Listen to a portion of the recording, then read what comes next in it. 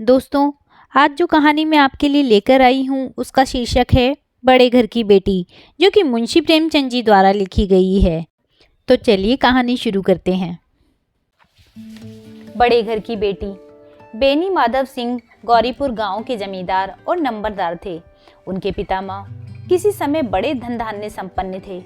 गांव का पक्का तालाब और मंदिर, जिनकी अब मरम्मत भी मुश्किल थी, उन्हीं के कीर्ति स्तंभ थे। कहते हैं इस दरवाजे पर हाथी झूमता था।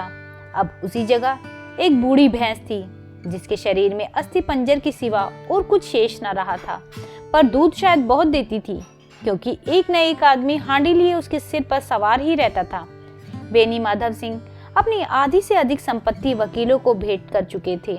उनके वर्तमान आय 1000 रुपये वार्षिक से अधिक न थी। ठाकुर साहब के 2 बेटे थे। बड़े का नाम श्रीकंठ सिंह था। उसने बहुत दिनों के परिश्रम और उद्योग के बाद बीए की डिग्री प्राप्त की थी। अब एक दफ्तर में नौकर था। छोटा लड़का लाल बिहारी सिंह दोहरे बदन का सजीला जवान था। भरा हुआ मुखड़ा, चौड़ी छाती। भैंस का 2 सेर ताजा दूध वह उठकर सवेरे ही पी जाता था। श्रीकंठ सिंह की दशा बिल्कुल विपरीत थी। वह नेत्र प्रिय गुणों को उन्होंने बीए इन्हीं 2 अक्षरों पर न्यौछावर कर दिया था। इन 2 अक्षरों ने उसके शरीर को निर्बल और चेहरे को कांतिहीन बना दिया था। इसी से वैदिक ग्रंथों पर उनका विशेष प्रेम था। आयुर्वेदिक औषधियों पर उनका अधिक विश्वास था। शाम सवेरे उनके कमरे में प्राय खरल की सुरीली कर्ण मधुर ध्वनि सुनाई दिया करती थी। लाहौर और कलकत्ते के वैद्यों से बड़ी लिखा पड़ी रहती थी। श्रीकंठ इस अंग्रेजी डिग्री के अधिपति होने पर भी अंग्रेजी सामाजिक प्रथाओं के विशेष प्रेमी न थे, बल्कि वे बहुधा बड़े जोर से उसकी निंदा और तिरस्कार किया करते थे। इसी से गांव में उनका बड़ा सम्मान था। दशहरे के दिनों में वह बड़े उत्साह से रामलीला होते और स्वयं किसी न किसी पात्र का पार्ट लेते थे। गौरीपुर में रामलीला के वही जन्मदाता थे। प्राचीन हिंदू सभ्यता का गुणगान उनकी धार्मिकता का प्रधान अंग था। सम्मिलित कुटुंब के तो वे एकमात्र उपासक थे। आजकल स्त्रियों को कुटुंब में मिलजुल कर रहने की जो अरुचि होती है, उसे वह जाति और देश दोनों के लिए ही हानिकारक समझते थे। यही कारण था कि गांव की ललनाएं उनकी निंदक थी। कोई तो उन्हें अपना शत्रु समझने में भी संकोच न करती थी। स्वयं उनकी पत्नी को भी इस विषय में उनसे विरोध था। यह इसलिए नहीं कि उसे अपनी सास, ससुर, देवर या जेठ आदि से घृणा थी, बल्कि उसका विचार था कि यदि बहुत कुछ सहने और तरह देने पर भी परिवार के साथ निर्वाह न हो सके, तो आए दिन की कलह से जीवन को नष्ट करने की अपेक्षा यही उत्तम है कि अपनी खिचड़ी अलग पकाई जाए। आनंदी एक बड़े उच्च कुल की लड़की थी। उसके बाप एक छोटी सी रियासत के ताल्लुकदार थे। विशाल भवन, एक हाथी, 3 कुत्ते, बाज, बहरी शिकरे, झाड़ फनूस, अनरेरी मजिस्ट्रेट और ऋण, जो एक प्रतिष्ठित तालुकेदार के भोग्य पदार्थ हैं, सभी यहाँ विद्यमान थे। नाम था भूप सिंह। बड़े उदारचित्त और प्रतिभाशाली पुरुष थे, पर दुर्भाग्य से लड़का एक भी न था। 7 लड़कियां हुई और देवयोग से सब की सब जीवित रही। पहली उमंग में तो उन्होंने 3 ब्याह दिल खोलकर किए, पर 15-20 हजार रुपए का कर्ज सिर पर हो गया तो आंखें खुली, हाथ समेट लिया। आनंदी चौथी लड़की थी। वह अपनी सब बहनों में अधिक रूपवती और गुणवती थी। इससे ठाकुर भूप सिंह उसे बहुत प्यार करते थे। सुंदर संतान को कदाचित उसके माता पिता भी अधिक चाहते हैं। ठाकुर साहब बड़े धर्म संकट में थे कि इसका विवाह कहाँ करें। न तो यही चाहते थे कि ऋण का बोझ बढ़े, और न यही स्वीकार था कि उसे अपने को भाग्यहीन समझना पड़े। एक दिन श्रीकंठ उनके पास किसी चंदे का रुपया मांगने आए। शायद नागरी प्रचार का चंदा था। भूप सिंह उनके स्वभाव पर रीझ गए और धूमधाम से श्रीकंठ सिंह का आनंदी के साथ ब्याह हो गया। आनंदी अपने नए घर में आई तो यहाँ का रंग ढंग कुछ और ही था। जिस टीम टाम की उसे बचपन से ही आदत पड़ी हुई थी, वह यहाँ नाम मात्र को भी न था। हाथी घोड़ों का तो कहना ही क्या, कोई सजी हुई सुंदर बैली तक न थी। रेशमी स्लीपर साथ लाई थी, पर यहाँ बाग कहाँ। मकान में खिड़कियां तक न थी, न जमीन पर फर्श, न दीवार पर तस्वीरें।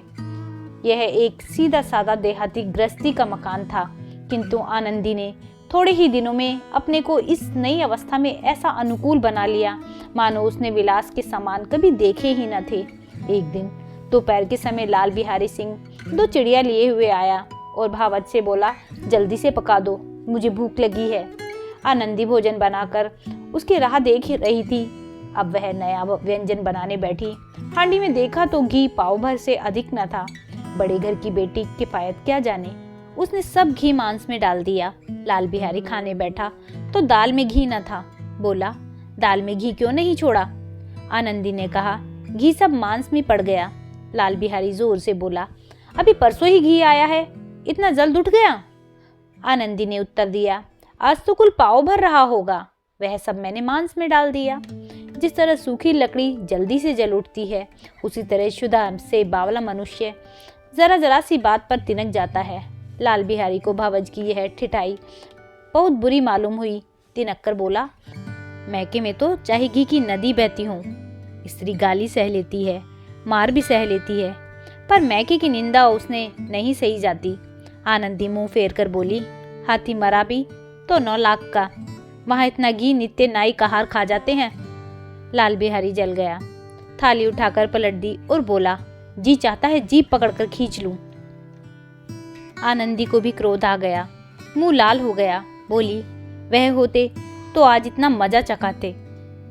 अब अपड़ उज्जड़ ठाकुर से ना रहा गया। उसकी स्त्री एक साधारण जमींदार की बेटी थी। जब जी चाहता उस पर हाथ साफ कर लिया करते थे। खड़ा उठाकर आनंदी की ओर जोर से फेंकी और बोला, जिसके गुमान में भूली हुई हो उसे भी देखूंगा और तुम्हें भी। आनंदी ने हाथ से खड़ा रोकी, सिर बच गया, पर उंगली में बड़ी चोट आई। क्रोध के मारे हवा से हिलते पत्ते की भांति कांपती हुई अपने कमरे में आकर खड़ी हो गई। स्त्री का बल और साहस, मन और मर्यादा पति तक है। उसे अपने पति के ही बल पर और पुरुषत्व का घमंड होता है। आनंदी खून का घूंट पीकर रह गई। श्रीकंठ सिंह शनिवार को घर आया करते थे। बृहस्पति को यह घटना हुई थी। 2 दिन तक आनंदी कोप भवन में रही, न कुछ खाया न पिया, उनकी बाट देखती रही। अंत में शनिवार को वह नियमानुकूल संध्या समय घर आए और बाहर बैठकर कुछ इधर उधर की बातें, कुछ देश काल संबंधी समाचार तथा कुछ नए मुकदमों आदि की चर्चा करने लगे। यह वार्तालाप 10 बजे तक होता रहा। गांव के भद्र पुरुषों को इन बातों में ऐसा आनंद मिलता था कि खाने पीने की भी सुधि न रहती थी। श्रीकंठ को पिंड छुड़ाना मुश्किल हो जाता था। ये 2-3 घंटे आनंदी ने बड़े कष्ट से काटे। किसी तरह भोजन का समय आया, पंचायत उठी, एकांत हुआ तो लाल बिहारी ने कहा, भैया आप जरा भाभी को समझा दीजिएगा कि मुंह संभाल कर बातचीत किया करे, नहीं तो एक दिन अनर्थ हो जाएगा। बेनी माधव सिंह ने बेटे की ओर साक्षी दी, हाँ, बहु बेटियों का यह स्वभाव अच्छा नहीं कि मर्दों के मुंह लगे। लाल बिहारी, वह बड़े घर की बेटी है तो हम भी कोई कुकर्मी कहार नहीं है। श्रीकंठ ने चिंतित स्वर में पूछा, आखिर बात क्या हुई है? लाल बिहारी ने कहा, कुछ भी नहीं, यूं ही आप उलझ पड़ी। मैके के सामने हम लोगों को कुछ समझती ही नहीं। श्रीकंठ खा पीकर आनंदी के पास गए। वह भरी बैठी थी। यह हजरत भी कुछ तीखे थे। आनंदी ने पूछा, चित्त तो प्रसन्न है? श्रीकंठ बोले, बहुत प्रसन्न है, पर तुमने आजकल घर में क्या उपद्रव मचा रखा है? आनंदी की त्योरियों पर बल पड़ गए।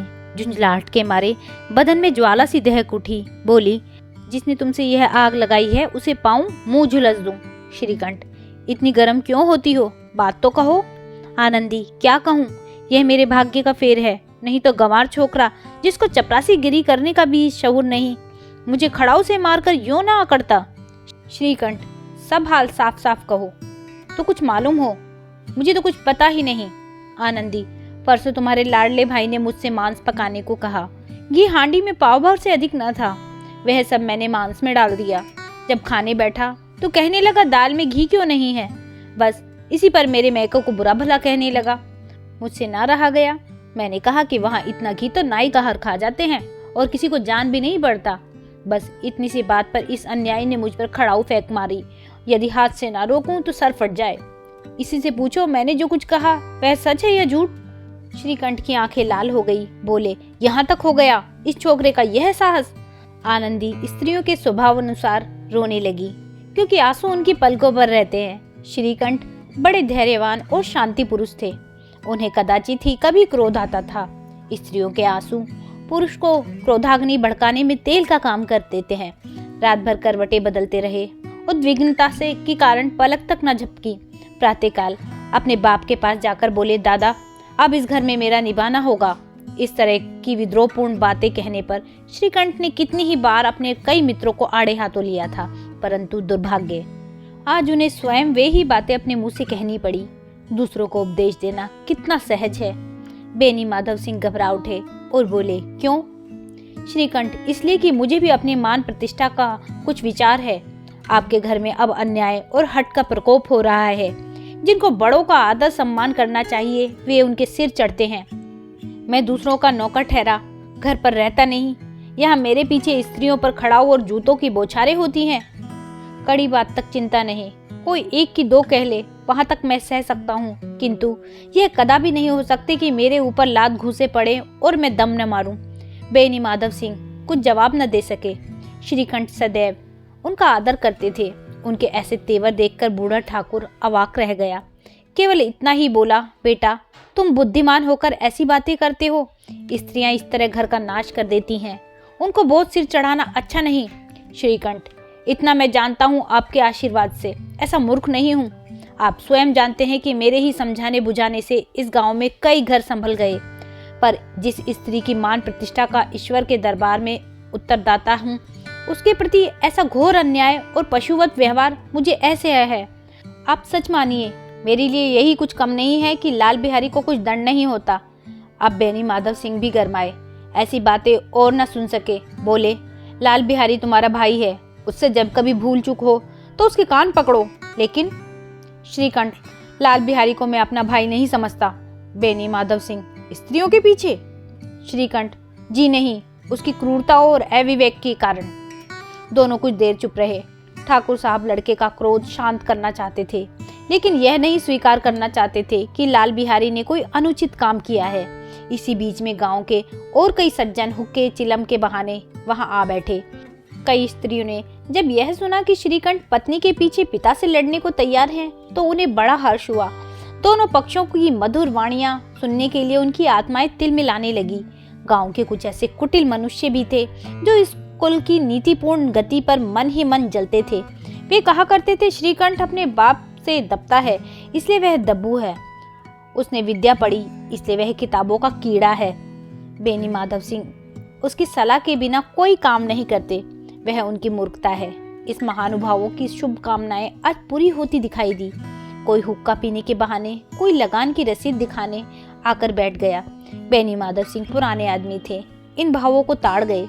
उन्होंने निश्चय किया, चाहे कुछ ही क्यों ना हो, इन द्रोहियों को ताली बजाने का अवसर न दूंगा। तुरंत कोमल शब्दों में बोले, बेटा मैं तुमसे बाहर नहीं हूँ, तुम्हारा जो जी चाहे करो। अब तो लड़के से अपराध हो गया। इलाहाबाद का अनुभव रहित झल्लाया हुआ ग्रेजुएट इस बात को न समझ सका। उसे डिबेटिंग क्लब में अपनी बात पर अड़ने की आदत थी। इन हथकंडों से उसे क्या खबर। बाप ने जिस मतलब से बात पलटी थी वह उसकी समझ में न आया। बोला, लाल बिहारी के साथ अब इस घर में नहीं रह सकता। बेनी माधव, बेटा बुद्धिमान लोग मूर्खों की बात पर ध्यान नहीं देते। वह बेसमझ लड़का है, उससे जो कुछ भूल हुई उसे तुम बड़े होकर क्षमा करो। श्रीकंठ, उसकी इस दुष्टता को मैं कदापि नहीं सह सकता। या तो वही घर में रहेगा या मैं ही। आपको यदि वह अधिक प्यारा है तो मुझे विदा कीजिए, मैं अपना भार आप संभाल लूंगा। यदि मुझे रखना चाहते हैं तो उससे कहिए जहाँ चाहे चला जाए, बस यह मेरा अंतिम निश्चय है। लाल बिहारी सिंह दरवाजे की चौखट पर चुपचाप खड़ा बड़े भाई की बातें सुन रहा था। वह उनका बड़ा आदर करता था। उसे कभी इतना साहस न हुआ था कि श्रीकंठ के सामने चारपाई पर बैठ जाए, हुक्का पी ले या पान खा ले। बाप का भी वह इतना मान न करता था। श्रीकंठ का भी उस पर हार्दिक स्नेह था। अपने होश में उन्होंने कभी उससे घुड़का तक न था। जब वह इलाहाबाद से आते तो उसके लिए कोई न कोई वस्तु अवश्य लाते। मुगदर की जोड़ी उन्होंने ही बनवा दी थी। पिछले साल जब उसने अपने से जोड़े जवान को नागपंचमी के दिन दंगल में पछाड़ दिया तो उन्होंने पुलकित होकर अखाड़े में ही जाकर उसे गले लगा लिया था। 5 रुपए के पैसे लुटाए थे। ऐसे भाई के मुंह में आज ऐसे हृदय विदारक बात सुनकर लाल बिहारी को बड़ी ग्लानि हुई। वह फूट फूट कर रोने लगा। इसमें संदेह नहीं कि अपने किए पर पछता रहा था। भाई के आने से एक दिन पहले से उसकी छाती धड़कती थी कि देखो भैया क्या कहते हैं, मैं उनके सम्मुख कैसे जाऊंगा, उनसे कैसे बोलूंगा। मेरी आंखें उनके सामने कैसे उठेंगी। उसने समझा था कि भैया मुझे बुलाकर समझा देंगे। इस आशा के विपरीत आज उसने उन्हें निर्दयता की मूर्ति बने हुए पाया। वह मूर्ख था, परंतु उसका मन कहता था कि भैया मेरे साथ अन्याय कर रहे हैं। यदि श्रीकंठ उसे अकेले में बुलाकर 2-4 बातें कह देते, इतना ही नहीं 2-4 तमाचे भी लगा देते, तो कदाचित उसे इतना दुख ना होता। पर भाई का यह कहना कि अब मैं इसकी सूरत नहीं देखना चाहता, लाल बिहारी से सहा न गया। वह रोता हुआ घर आया। कोठारी में जाकर कपड़े पहने, आंखें पोंछी, जिसमें कोई यह न समझे कि रोता था। तब आनंदी के द्वार पर आकर बोला, भाभी, भैया ने निश्चय किया है कि मेरे साथ इस घर में न रहेंगे। अब वह मेरा मुंह नहीं देखना चाहते, इसलिए मैं जाता हूँ। उन्हें फिर मुंह न दिखाऊंगा। मुझसे जो कुछ अपराध हुआ उसे क्षमा करना। यह कहते कहते लाल बिहारी का गला भर आया। जिस समय लाल बिहारी सिंह सिर झुकाए आनंदी के द्वार पर खड़े थे, उसी समय श्रीकंठ सिंह भी आंखें लाल किए बाहर से आए। भाई को खड़ा देखा तो घृणा से आंखें फेर ली और कतराकर निकल गए, मानो उसकी परछाई से भी दूर भागते हों। आनंदी ने लाल बिहारी की शिकायत तो की थी, लेकिन मन में पछता रही थी। वह स्वभाव से ही दयावती थी। उसे इसका तनिक भी ध्यान न था कि बात इतनी बढ़ जाएगी। वह मन में अपने पति पर झुंझला रही थी कि वह इतने गर्म क्यों होते हैं। उस पर यह भय लगा हुआ था कि कहीं मुझसे इलाहाबाद चलने को न कहें तो कैसे क्या करूंगी। इस बीच जब उसने लाल बिहारी को दरवाजे पर खड़े यह कहते सुना कि अब मैं जाता हूँ, मुझसे जो अपराध हुआ क्षमा करना, तो उसका रहा सहा क्रोध भी पानी हो गया। वह रोने लगी। मन का मैल धोने के लिए नयन जल से उपयुक्त और कोई वस्तु नहीं है। श्रीकंठ को देखकर आनंदी ने कहा, लाला बाहर खड़े बहुत रो रहे हैं। श्रीकंठ, तो मैं क्या करूं? आनंदी, भीतर बुला लो, मेरी जीभ में आग लगे, मैंने कहाँ से ये झगड़ा उठाया। श्रीकंठ, मैं न बुलाऊंगा। आनंदी, पछताओगे, उन्हें बहुत ग्लानि हो रही है, ऐसा ना हो कहीं चल दें। श्रीकंठ न उठे। इतने में लाल बिहारी ने फिर कहा, भाभी भैया से मेरा प्रणाम कह दो, वह मेरा मुंह नहीं देखना चाहते, इसलिए मैं अपना मुंह उन्हें ना दिखाऊंगा। लाल बिहारी इतना कहकर लौट पड़ा और शीघ्रता से दरवाजे की ओर बढ़ा। अंत में आनंदी कमरे से निकली और उसका हाथ पकड़ लिया। लाल बिहारी ने पीछे फिर कर देखा तो आंखों में आंसू भरे बोला, मुझे जाने दो। आनंदी, कहाँ जाते हो? लाल बिहारी, जहाँ कोई मेरा मुंह न देखे। आनंदी, मैं न जाने दूंगी। लाल बिहारी, मैं तुम लोगों के साथ रहने योग्य नहीं हूँ। आनंदी, तुम्हें मेरी सौगंध, अब एक पग भी आगे न बढ़ाना। लाल बिहारी, जब तक मुझे यह मालूम न हो जाए कि भैया का मन मेरी तरफ से साफ हो गया, तब तक मैं इस घर में कदापि न रहूंगा। आनंदी, मैं ईश्वर को साक्षी देकर कहती हूँ कि तुम्हारी ओर से मेरे मन में तनिक भी मैल नहीं है। अब श्रीकंठ का हृदय भी पिघला। उन्होंने बाहर आकर लाल बिहारी को गले लगा लिया। दोनों भाई खूब फूट फूट कर रोए। लाल बिहारी ने सिसकते हुए कहा, भैया, अब कभी मत कहना कि तुम्हारा मुंह न देखूंगा। इसके सिवा अब जो दंड देंगे मैं सहर्ष स्वीकार करूंगा। श्रीकंठ ने कांपते हुए स्वर में कहा, लल्लू, इन बातों को बिल्कुल भूल जाओ। ईश्वर चाहेगा तो फिर ऐसा अवसर न आवेगा। बेनी माधव सिंह बाहर से आ रहे थे। दोनों भाइयों को गले मिलते देखकर आनंद से पुलकित हो गए। बोल उठे, बड़े घर की बेटियां ऐसी ही होती है, बिगड़ा हुआ काम बना लेती हैं। तो दोस्तों, यह थी कहानी बड़े घर की बेटी, जो कि मुंशी प्रेमचंद जी द्वारा लिखी गई है। आपको यह कहानी कैसी लगी मुझे कमेंट करके ज़रूर बताइएगा। अगर आपको कहानी अच्छी लगी हो तो कहानी को लाइक कीजिएगा, शेयर कीजिएगा और मेरे चैनल को सब्सक्राइब कीजिएगा। वीडियो देखने के लिए धन्यवाद।